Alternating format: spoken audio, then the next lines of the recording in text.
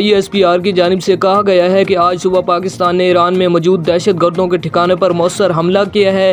حملے میں drone, rockets اور اسٹینڈر آف اسلحے کا استعمال کیا گیا ہے۔ ISPR کا کہنا ہے کہ آپریشن بہت ہی احتیاط سے کیا گیا ہے تاکہ بڑے پیمانے پر نقصان نہ ہو سکے۔ آپریشن کو مک بریسٹر 4 کا نام دیا گیا ہے۔ ISPR کی جانب سے یہ بھی کہا گیا ہے کہ آپریشن میں BLA اور BLF کے ٹھکانوں کو نشانہ بنایا گیا ہے۔ جن ٹھکانوں کو نشانہ بنایا گیا ہے وہ بدنام زمانہ دہشت گردی کا استعمال کر رہے تھے۔ ISPR کے مطابق مسلح افواج پاکستانی شہریوں کی حفاظت کے لیے مکمل طور پر تیار ہے۔